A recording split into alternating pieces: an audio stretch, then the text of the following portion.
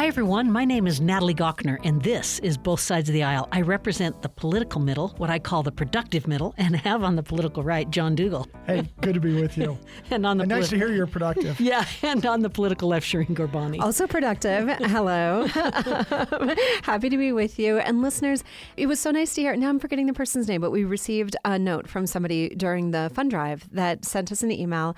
It's really nice to hear from you. We appreciate that you enjoy the show. Thank you for supporting the station. Really happy to be with you both and happy to be with you listeners. Yeah, good vibe in the studio today, but it's and not. We are not shut down. Well, yeah, it's not a great vibe outside because, we're recording this on October 1st. The shutdown has commenced.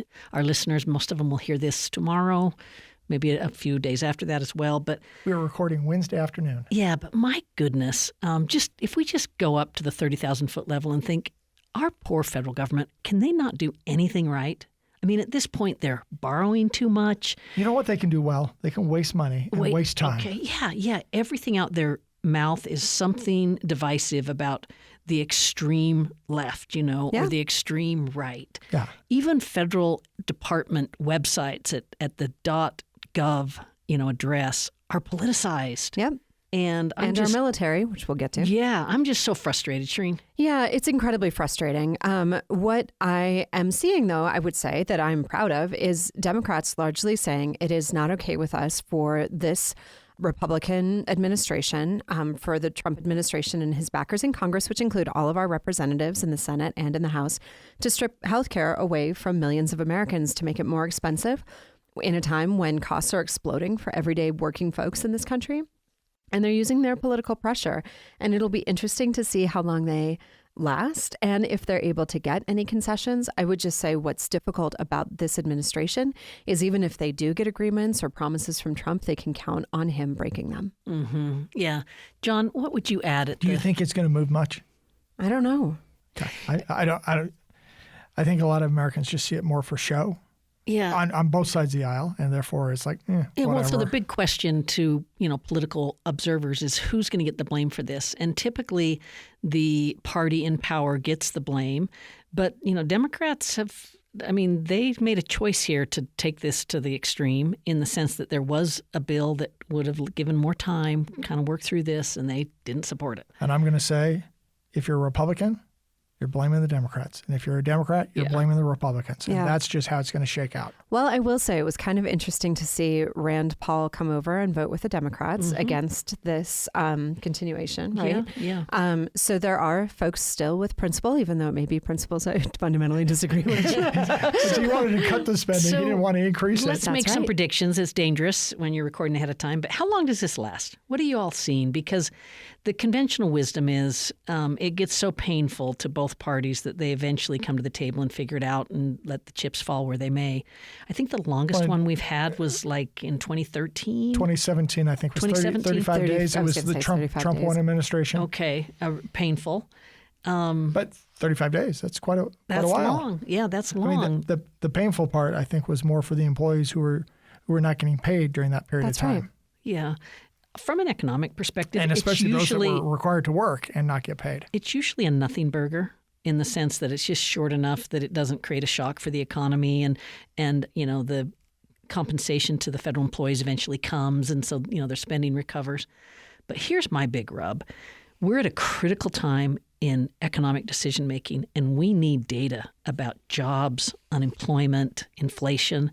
And this type of shutdown, those people are not essential workers, and they go home and nobody's keeping track of the national income accounting real time. And so you're going to have a Fed go into October, November, depending on how long this stretches out, without the information they need to make an important Natalie's decision. Natalie's not going to have her economic reports on Friday. About it. They're not going to be there for her. My point is, John, at a really critical time, because the Fed just started their rate reducing cycle, but it was controversial. And we're seeing real trouble in the labor market, and we're not seeing that we're on top of inflation. And so it's really good. It's important decision time. Well, I think one of the other questions that will be out there is some have said Trump will start laying off people left and right during the shutdown. So will that happen? Will that not happen? That's a question that I have. Yeah, I mean, he's already doing this, right? Like we've seen these continued sort of rollouts of the Doge effort, whatever we're calling it. And there is such a just a devaluing of what it means to be a working person in this country, even if you are working for the federal government. These jobs are really important to folks. If we think about everything from food safety to air quality to air traffic, right? Like there are many implications that are going to be spilling out here. Locally, we've got a lot of folks who work in the federal government, whether it's the BLM or, we have a large number of federal jobs here. And I just think this is, for me, it's just such a deep disrespect to working people. Layered onto the back of the big, beautiful bill, which frankly made life more expensive for everyday Americans. The state is once again going through the question, which is how do we keep the national parks open? Yeah. And for a long time, I've said, fine, even if the federal governments own the national parks, just let the states run them. Pay the state. We'll run it. We'll probably run it better than you are. And then when you shut down, well, guess what? We can just keep running it, paying for it ourselves. It's a pathetic thing. Because we're going to send money to the federal government to prop it open. Yeah. Hey, other issue, the Department of War, Department of Defense, under the leadership of Pete Hegseth and our commander-in-chief, brought together how many generals did they bring together? I believe it was 800. Okay, I said to my husband 80, and he goes, no, Natalie, it was 800. 800 shipped from all around the world to come here and hear a message delivered. I don't know how much you listened to the clips, but they were pretty colorful. I mean, you have the Secretary of Defense talking about how we want new standards for shaving and no exemptions for beardos, new fitness standards, women in the military, and what kind of physical standards are they going to be kept to? Yeah. I would say just really degrading and concerning commentary about fat generals, a quote that was used repeatedly.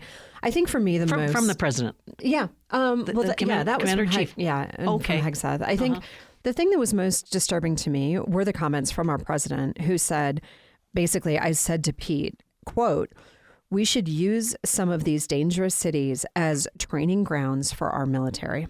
So I know that we kind of continue to, I feel like we sort of, in the niceties and ways that we interact with each other, try to act like there's some normalcy in this administration. But I just really want listeners to hear me say, this is going to happen. He's using the military against people on his own soil. He is forecasting it here. We're seeing it with the National Guard. I think we should anticipate seeing it further accelerated. Yeah. I'm also concerned with what you're saying. I don't know if he's trying to be provocative or if he's serious. I will note, as listeners probably know, I grew up in Portland, Oregon. My parents called my sister, who lives in downtown, to see if she's safe. She's like, "What are you talking about?"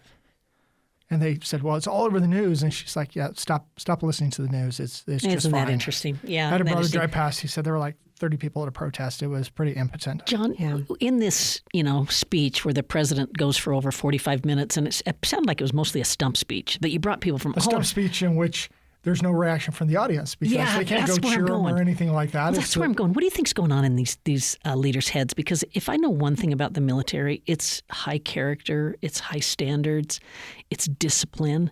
There can be exceptions to all of that, but I got to think that these generals were sitting there watching the people leading them who aren't really known for their high character, meaning in Donald Trump and Pete Hegseth, that it was sort of, whoa, this is surreal. I'm going to say for a lot of them, they've seen leaders come and go of different styles and different persuasions, and I think most of them recognize while they work for the commander-in-chief, their duty is to the Constitution. And so they're going to be largely fulfilling their duties. I mean, I think there's some issues perhaps on the fringes where they're too woke or they're too political or whatever it might be. Or too fascist. I mean, too woke, maybe too fascist, but go on. But generally, they have a job. They know what their job is. And the biggest challenge I think that they have is making sure they're positioned to fight the next war and not focused on fighting the last war, which tends to be the nature with any large organization. You're used to what happened in the past.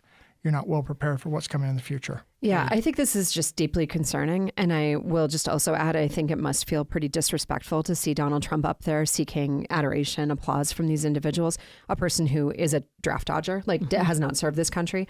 I do believe Pete Hegseth served in the National Guard and has spent time in war zones on behalf of this country. But for me, watching Donald Trump use our military like this is deeply, I find it to just be very vile.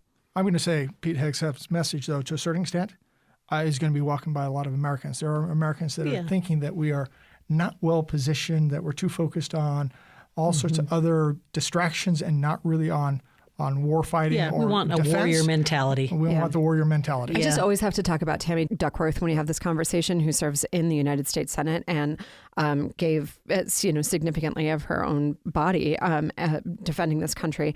She says one of the greatest challenges that we have around our national security is the fact that children coming up in our schools could not qualify to be in our military because they either are criminalized. We have far too many criminal records for children, especially Black and brown children. Call me woke if you want. We have too many children in this country who cannot read at a 6th grade level, 8th grade required for most of these technical jobs. And we also have far too many children that do not get the nutritious food that they need to be healthy and strong. And so we have far too many people that do not qualify or the exercise they need for our own military because of the lack of investment we've made at home. One more quick item before we take a break. How about the ex-FBI director James Comey being indicted right before this? I think it was the statute of limitations ran out. You guys tell me. What do you think? I mean, what did he do wrong, John? Do you remember? I mean, he lied to Congress is what they're saying? So the allegation is that he lied to Congress, that he said he did not authorize anyone to leak information to the press, and they came back and said this information was leaked. And so now there's a debate whether he approved it in advance or whether it was after the fact he learned about it and was okay with it after the fact, and so therefore it wasn't really a lie to Congress. And so that's the debate. Now, in the broader sense, I got concerns with James Comey. I got concerns with the FBI. Yeah. But I think given how many people have looked at this thing, it seems like it's forced, and it's more about getting attention right now than actually what is the likelihood he's going to be convicted at the end of the day. Pants on fire in Washington, in the Trump administration. Yeah. Hey, let's take a short break. Natalie Gochner with Shireen Gorbani and John Dougal. Stay tuned, everyone. You're listening to Both Sides of the Aisle on UPR. We love to hear from listeners like you. If you would like to send us a comment, email bsotapodcast@gmail.com. That's bsotapodcast@gmail.com. Thanks for listening. Shireen Gorbani on the left. John Dougal on the right. Natalie Gochner in the Political Center. This is Both Sides of the Aisle. I almost jumped over you there. I have to give a shout out. It's Shireen, Lori. She checked the email. We checked the email. Nice. Lori, thanks for writing in. And listeners, we really do appreciate hearing from you. I'm hoping that we can take a turn. I feel like we've been in a surprisingly good mood considering all of the really difficult news, but I just really want to acknowledge the fear I'm sure Mormons are feeling around this country. Certainly, I think in this state, around the very direct and blatant attack on a church in Michigan, and also the loss of the leader of your church. How are you guys doing? Yeah. You want me to go first, John? Sure. Go first? I was in church when the news hit about the Michigan assault. I said a prayer to close out our Sunday services, and so I was able to pray for the situation, in front of my fellow congregants. Really sad. You just wonder when it's going to stop, and we don't know how to make it stop. Yeah.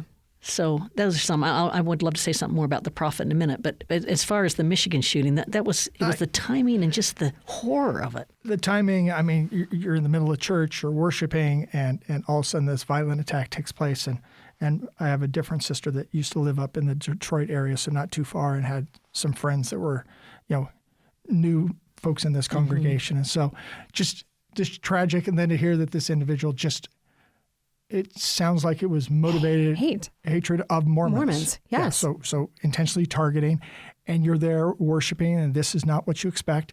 And you heard about so many heroic actions that took place to try and rescue and save folks, and then you hear about the tragic burning of the building and so forth. It's one of the things that I appreciated is so many people are working to raise money, not just for those that were injured or killed, but also to raise money for the wife and daughter of the shooter. Yeah. Recognizing that they had a loss as well. Yeah. And so that is good. The thing that's sad from my perspective is in the middle of a shooting, we got people debating whether or not Mormons are Christians. And I really, to my perspective, that shouldn't even be a question or a topic right now. We should be focusing on helping those that are suffering right now. Yeah, John, on that point, I saw some Pew data that showed how different faiths view other faiths. And Mormons were among the least liked by other faiths. And Mormons... Except for Catholics. And Mormons liked all the other faiths. Yeah. So it's just sort of this, can't win on this. Yeah. I don't know.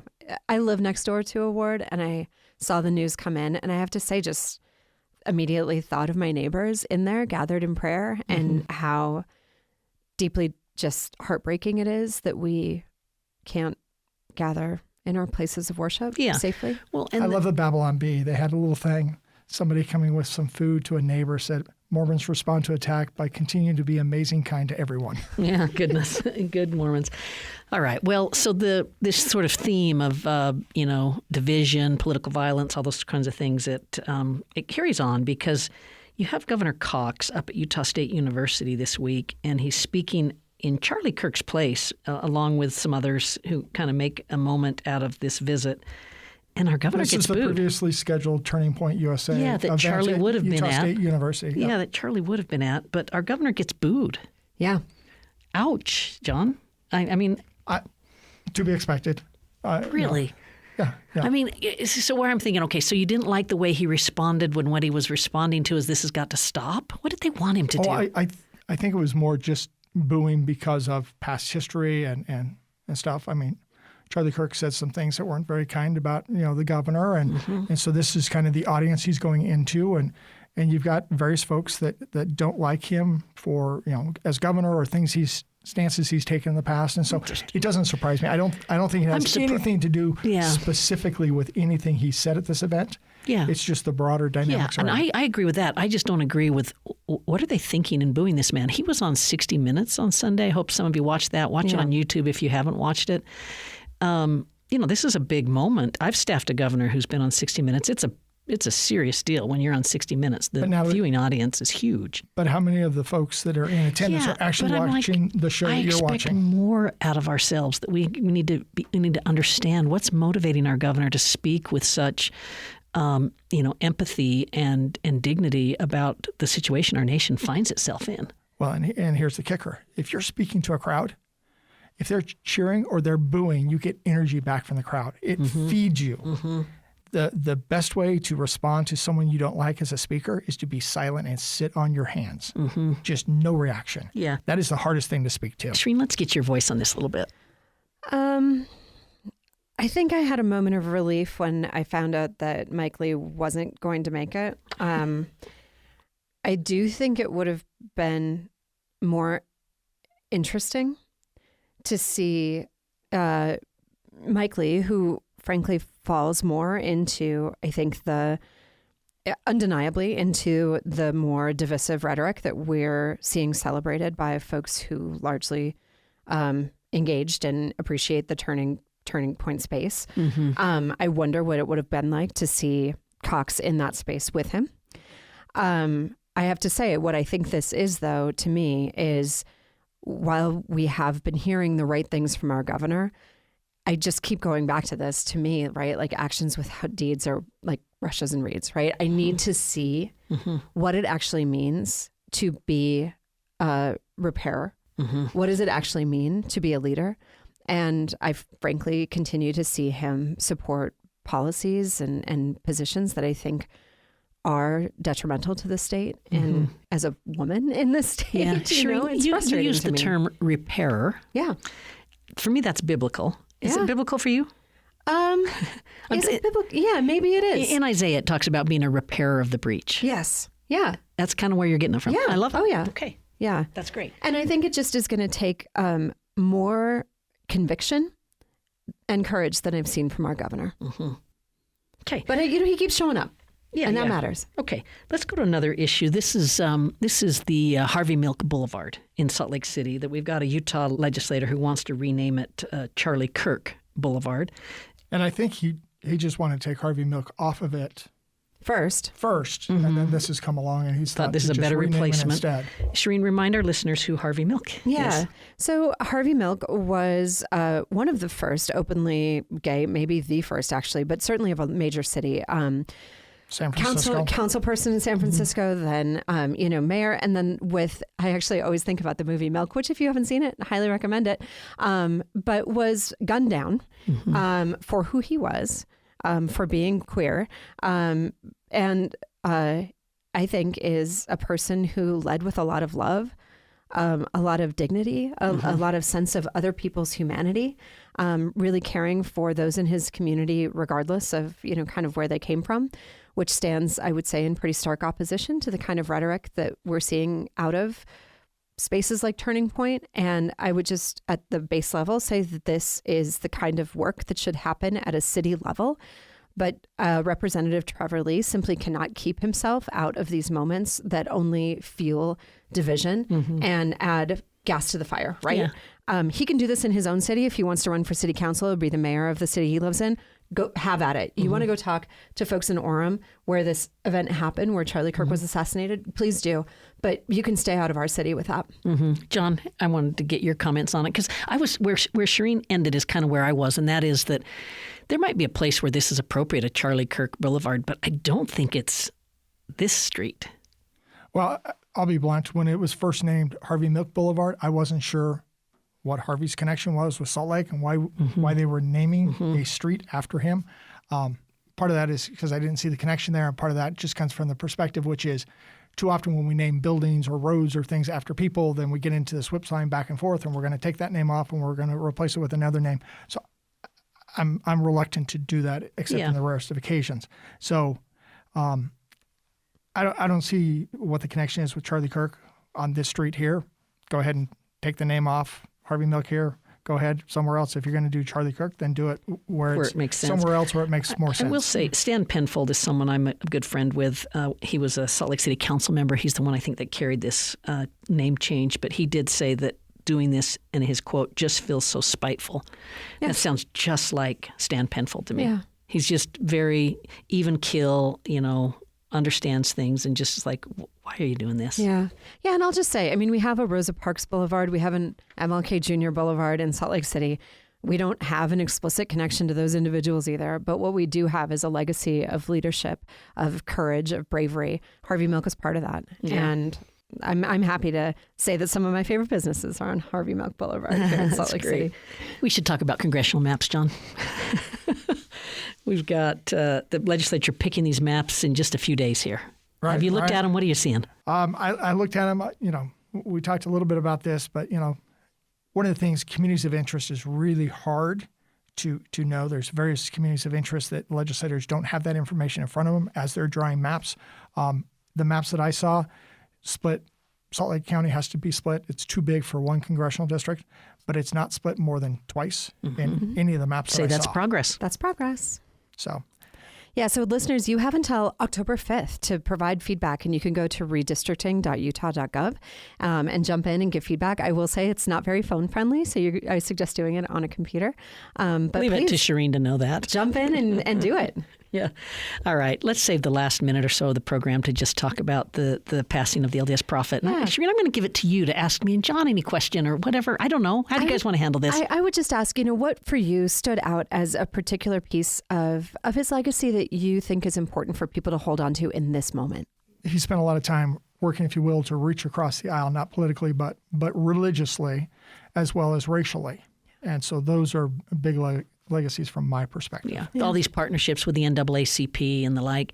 I will say that he gave a sermon on peacemaking or peace building that was so timely, and it was pre a lot of these kinds of events. And in his leadership, I think the term was sort of coined, at least in the LDS faith, about mutual accommodation. Yeah. This idea that I might feel differently than Shireen, but I'm not going to take away her right to feel differently, but please don't take away my right. Yeah. That's a mutual accommodation. And it's under his watch that, three things: mutual accommodation, peace building, and then the third one, the elevation of women.